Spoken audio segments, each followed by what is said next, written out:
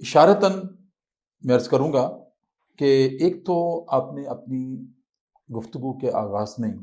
یہ فرمایا کہ نبی کریم صلی اللہ علیہ وآلہ وسلم نے صرف 3 دن تراویحیں پڑھی یا پڑھائیں۔ اگر نبی کریم صلی اللہ علیہ وسلم نے صرف 3 دن تراویحیں پڑھی تو امت 30 دن کیوں پڑھے؟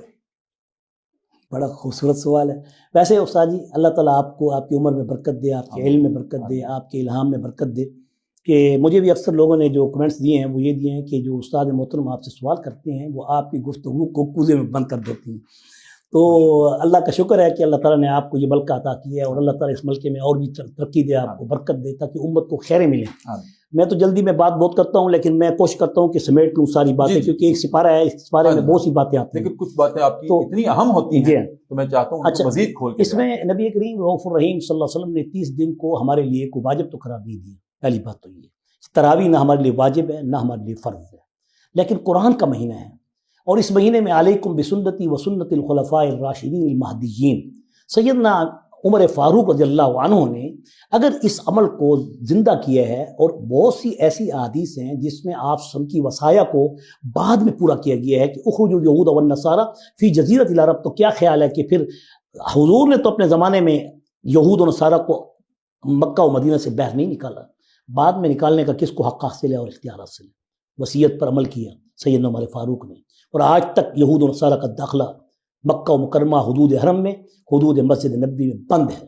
غیر مسلم وہاں داخل نہیں ہو سکتا۔ انما المشرکون نجس فلا یقربوا المسجد الحرام بعد عامهم ھذا، فتح مکہ کے بعد اللہ تعالیٰ نے مسجد حرام کے اندر مشرکین کے داخلے کو بند کر دی۔ تو اس طرح حضور نبی کریم رؤوف الرحیم صلی اللہ علیہ وسلم نے کچھ اعمال ایسے کیے ہیں جن اعمال کو، جیسے کہ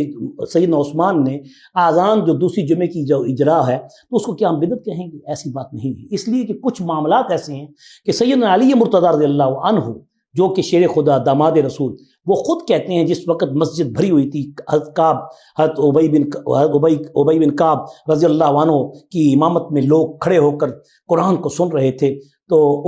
عمر رضی اللہ عنہ اس وقت اس دنیا سے رحلت کر چکے تھے، تو علی مرتضیٰ یہ لفظ کہتے ہیں اللہ عمر کی قبر کو روشن کر جیسے اس نے رمضان کی راتوں میں مسجدوں کو روشن کیا ہے۔ تو یہ نور کی برکتیں رحمتیں اگر اس مہینے میں آ رہی ہیں تو ہمیں اس میں چھوٹی چھوٹی باتوں پر اعتراضات کرتے ہوئے